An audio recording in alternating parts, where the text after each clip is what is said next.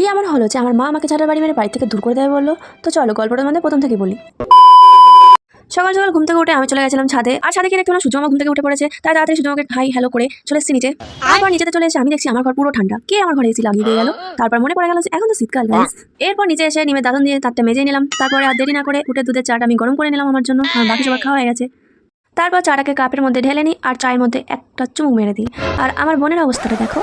তারপর বলছে নৃত্যে যাহা যাহা পড়ে প্রভুর পদতল, শশাগোরা শৈলমোহি করে টলমল, টলমল করে গো মহাপ্রভুর পদ ভরে টলমল করে গো।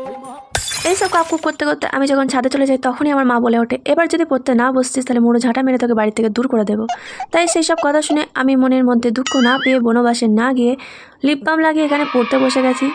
আকাশ পাড়ে পুবের কোণে কখন যেন অন্য মনে পাক ধরে ওই মেঘে মুখের চাদর সরিয়ে ফেলে বন্ধ চোখে পাতা মেলে আকাশ চোখে। তারপর আমি মাকে জিজ্ঞেস করে নিলাম আজকের ব্রেকফাস্টে কি হবে। মা তো বলেই দিল ফ্রেঞ্চ ফ্রাই বানা, তাই সেটা বানাতে বসে গেছি। আর কি বলবো, এই যে কুসপিরেই কাটছি আর আলুটা তখনই বলছে, আরে ম্যাডাম আস্তে কাটুন, আমার তো লাগছে নাকি। আমার ভুল হচ্ছে, ক্ষমা করে দেন।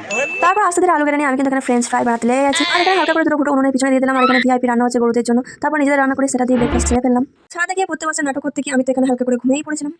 2000 years later. তারপর স্নান করে এসে হালকা করে fried rice, chilli chicken, mutton কষা আর অনেক কিছু দিয়ে লাঞ্চটা করে ফেললাম।